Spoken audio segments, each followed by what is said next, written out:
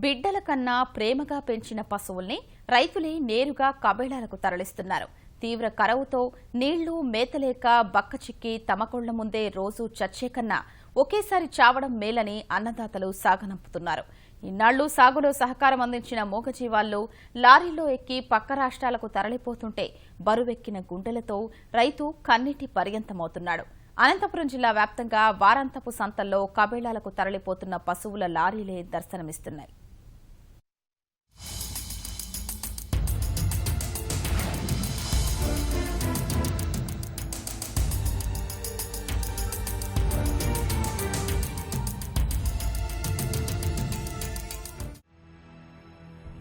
అనంతపురం జిల్లాను కరవు రక్కసి పట్టి పీడిస్తోంది. గతంలో ఎన్నడూ లేని విధంగా కరవు విలయతాండవం చేస్తోంది. కనీసం తాగేందుకు నీరు దొరకని పరిస్థితులు నెలకొన్నాయి.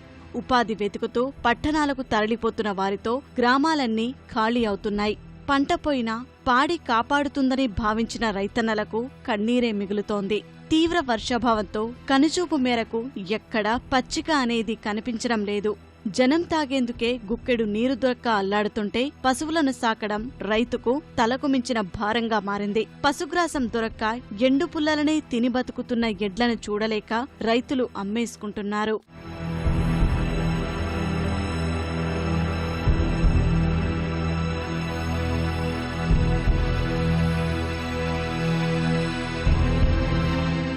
ఎకరాలు ఉంది సార్, పశుగ్రాసం లేదు, అందుకని మేప లేకుండా కష్టం అవుతుంది.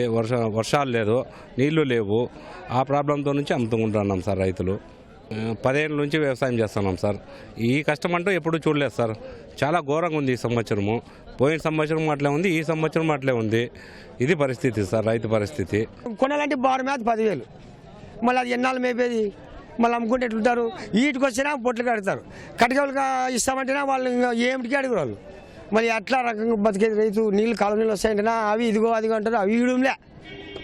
చేనులు వర్షాలు లేక ఇట్లా కాలం నీళ్ళు లేక పండగ రైతు అడగ తినేవాడు తక్కువ ఉంది. ఇంకా అంతే. ఆర్థిక ఇబ్బంది సార్. ఇప్పుడు పంటలు లేవు, వడ్డీలు కట్టిన దానికి బాకీలకు ఇబ్బంది అయిపోయింది. దాంట్లో వచ్చి లక్షలు అప్పులు పడుతాయని దీన్ని తీసుకుంటాం, లోన్ తీసుకుంటాము. ఆ లోన్ కట్టలేము. దానివల్ల ఇప్పుడు దీన్ని అమ్ముకోవాలా.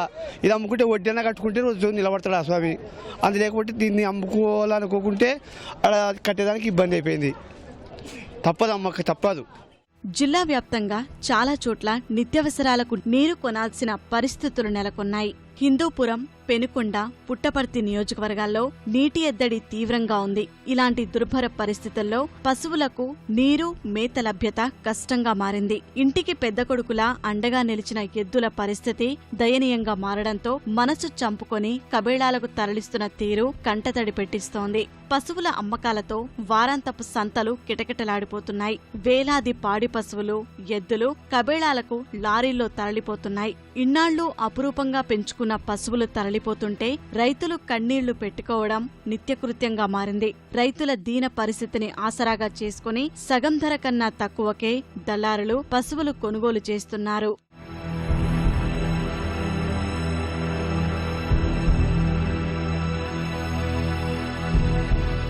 పది లీటర్లు ఇస్తుంది పాలు.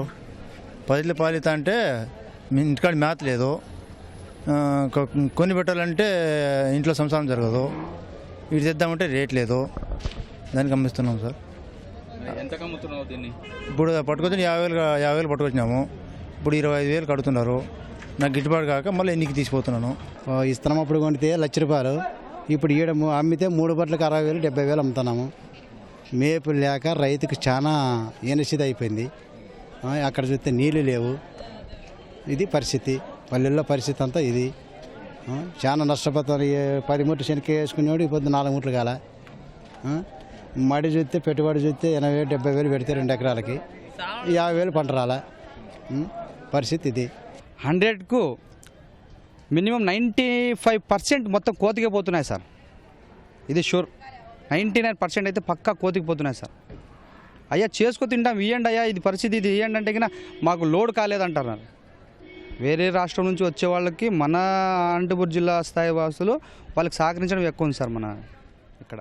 ప్రభుత్వం స్పందించి పశుగ్రాసం నీటి సమస్య తీర్చితే తప్ప జిల్లాలో ఒక్క పసుపు కూడా మిగిలే పరిస్థితులు లేవని రైతులు కన్నీరు పెట్టుకుంటున్నారు.